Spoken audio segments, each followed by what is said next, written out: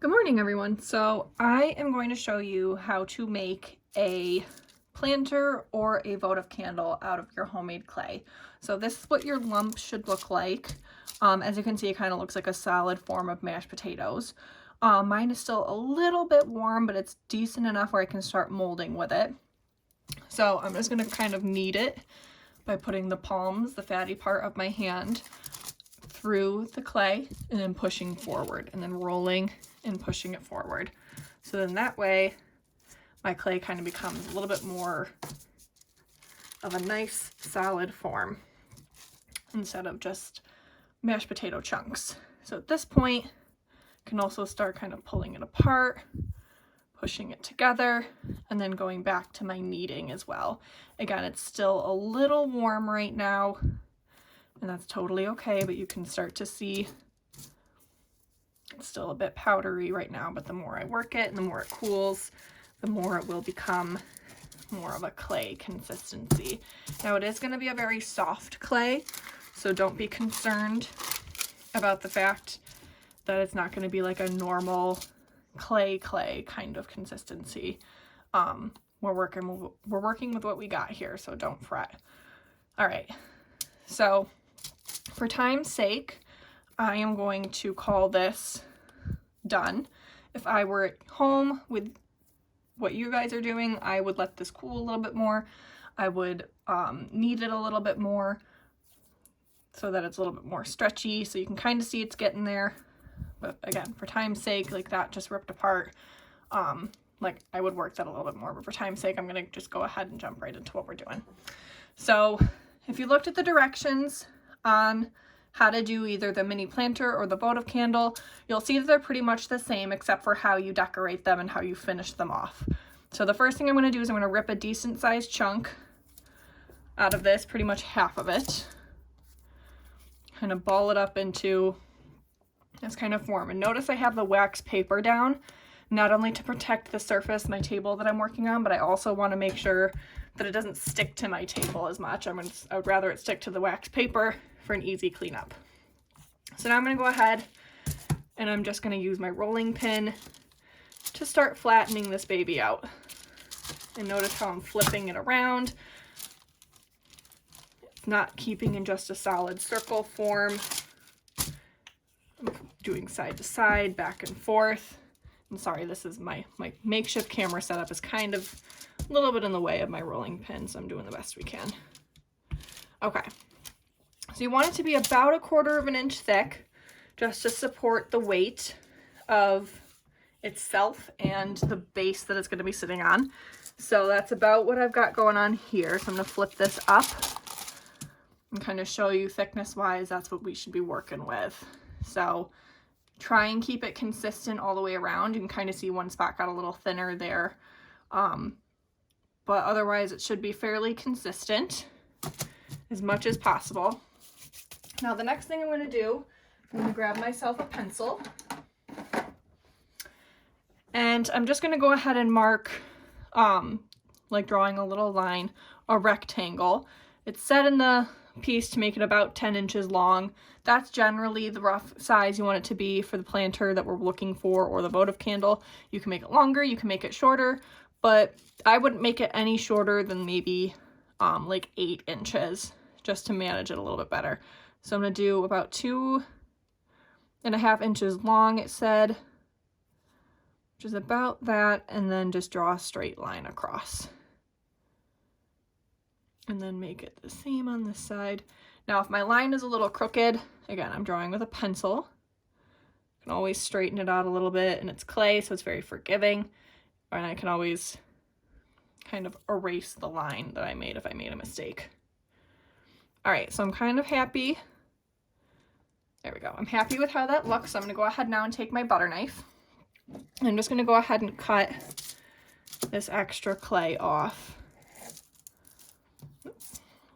Don't cut too much or you'll do what I just did and rip through your wax paper. Here we go. And already as I've separated this clay and it's much cooler, I can feel that it's a much better clay consistency for what I'm looking for. So I'm going to ball this up because I am going to use this piece in just a second. Now I'm going to take this and I'm going to look and see size-wise how I like it. And I honestly think that's maybe a little bit too small. So I'm gonna take this, I'm just setting it off to the side for a second. I'm gonna take my clay I pulled off, roll it back out again. And I'm gonna do the same thing I did with up there, except I'm just gonna make it a little bit longer, like a little end tail basically, that I'm gonna attach on the back side of that. So now I'm gonna take my clay here, kind of tracing almost with my pencil. There.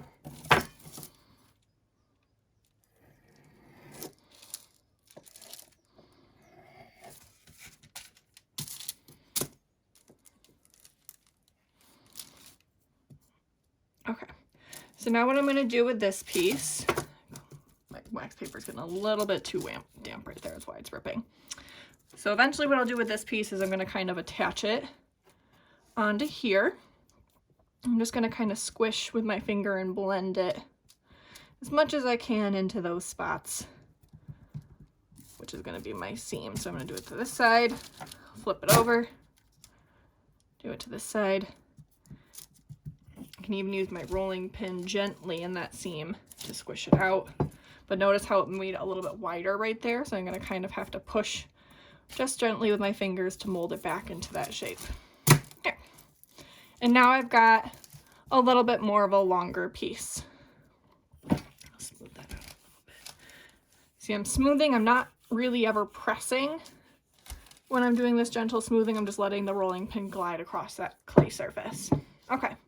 So now at this point I have one of two options.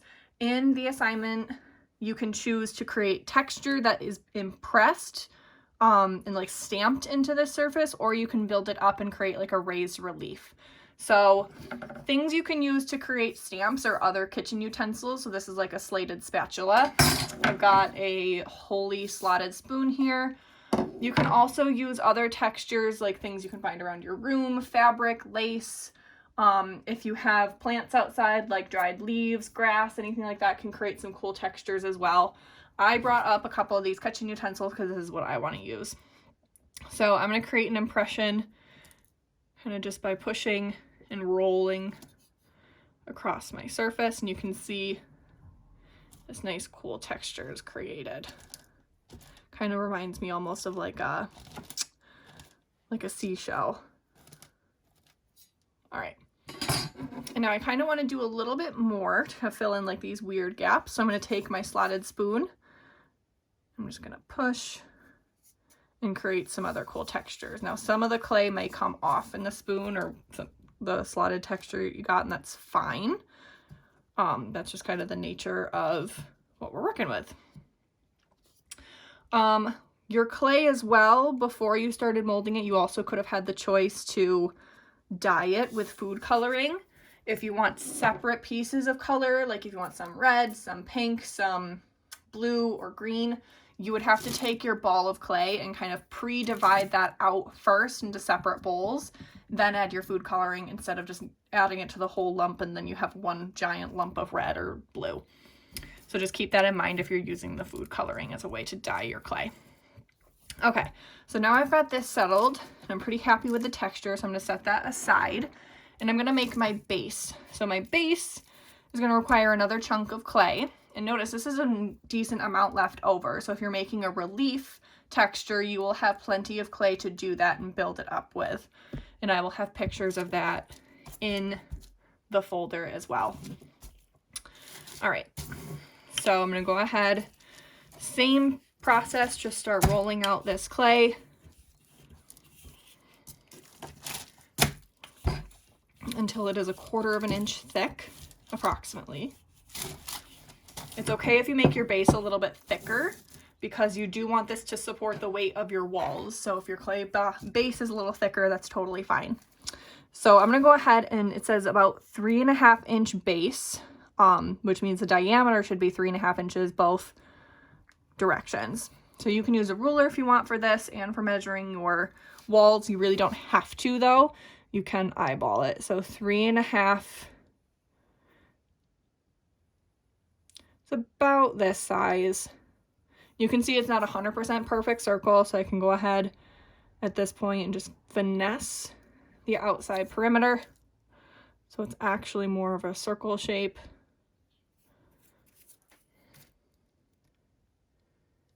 It's a little bit better. Okay. And again, we're not using a perfect compass, so it's not going to be 100% perfect circle. And then I can use my butter knife to just go ahead and start cutting that out. If you can't get it out in one fell swoop, you can chunk away the outsides like this. Put that in my extra clay ball there. And then continue going around in your circle.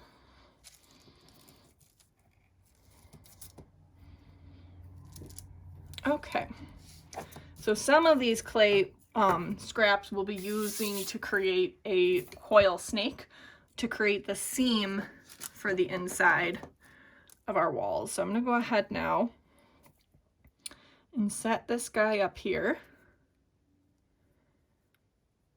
Just like that.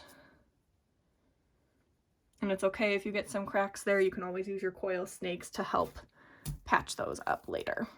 So now I'm just going to take some of this extra clay, squish it and roll it in my hands until you start to get these snake shapes. They don't have to be super thick. They just want to be effective enough to kind of seal this seam in here where the base of the floor is meeting the wall there. It's going to help with the watertight seal, and it's going to help support the actual wall steadiness on your piece. All right, so I'm going to go ahead now and just squish that in there. At this point, once you get the piece in position, you can do one of two things. You can use your butter knife to smooth out this coil in here, or you can just use your fingers. I personally feel more comfortable just using my fingers because I feel like I have more control. So I'm just going to go and just do that with my fingers. Now you can see I've got a bit of an overlap right here. There we go. I've got a bit of an overlap where my walls are connecting, so totally fine. I'm going to go ahead and just squish those together with my fingers and spread out the seam.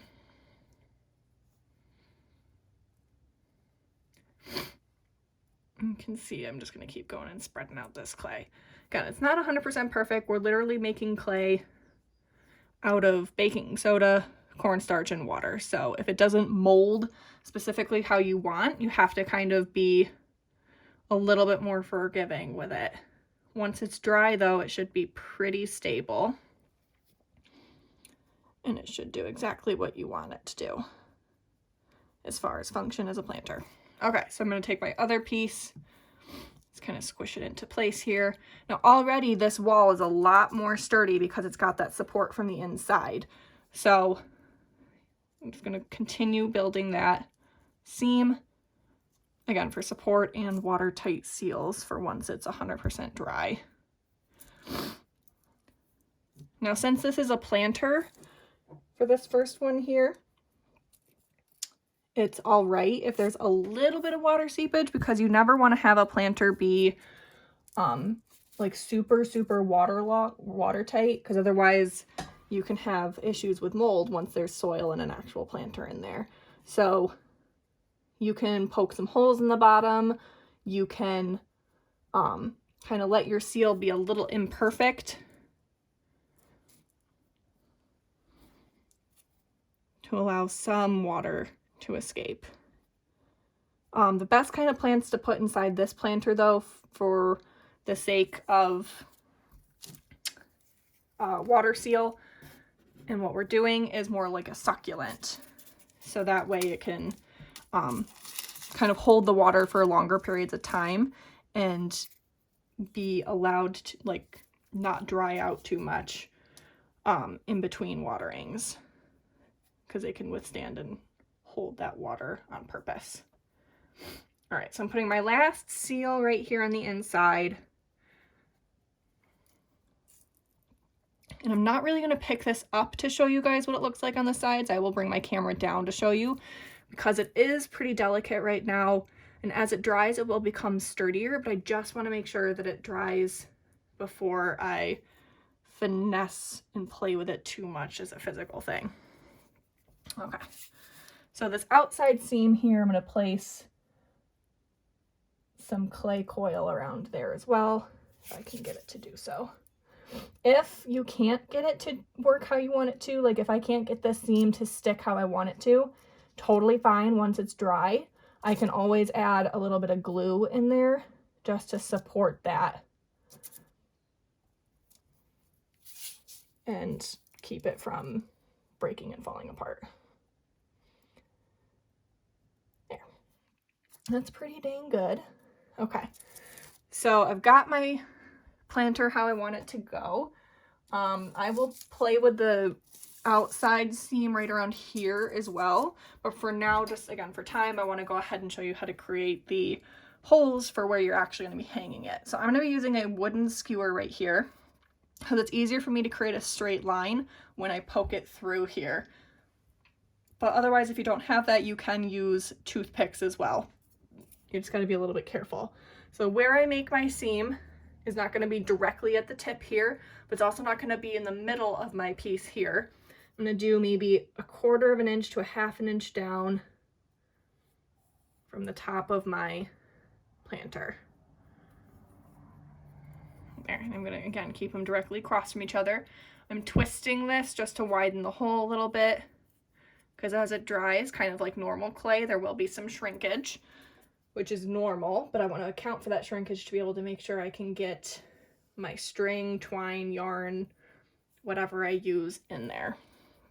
Okay, do a little twisty action here. And again, you want 4 holes that are directly across from each other. So I've got 2 here and 2 here. Okay, so now at this point I can just go ahead and let it dry. It's lumpy, it's imperfect, it's not 100% like beautiful sculpted with clay tools, and again, that is fine. We're working with what we've got, we're managing with the materials that we're able to use, and this is homemade clay, so it's not the same consistency as a regular clay that you would use at school. So from the side, you can see my texture remained intact pretty well. And this is what I would be working on next. The final step before it dries is just kind of playing with the seam here. At this point, I would, because it's so close to the table, I would use my butter knife to kind of pull and push some of this clay up and down and smooth out that seam there as much as I could. Again, it's kind of mashed potato-y texture. It's all right if it gets lumpy, and you can use kind of that texture to your advantage as well. So I'm not going to bore you guys with continuing to do that, but you can also see the holes directly across from each other here and here. And that's pretty much it. So once it's 100% dry, then I could go ahead and add, if I had paint at home, I could add paint. I could use markers to decorate this and add color. Once it's done as well, if I want it to be a little bit shiny or kind of seal any color that I add on there, I can use clear nail polish. It'll do a great job with creating a nice seal. And then you can hang your twine from the bases. So when you hang your twine, I'm not going to do it now, but I will do that in a separate video. But just to give you an idea, you'll hang and tie a knot here, hang, tie a knot here, here, and here. So you'll have 4 separate pieces of string, and then you'll pull them all up and make a little knot somewhere up here so that it could hang from a hook on a ceiling, a wall, or whatever, okay? And then you can just plant away. But otherwise, if you have any questions, please let me know. And that is how you'll create your hanging planter. Same idea though as a votive candle. Instead of leaving these areas on the wall solid, you would just cut out areas in here so that the light from the candle can shine through. All right, have fun.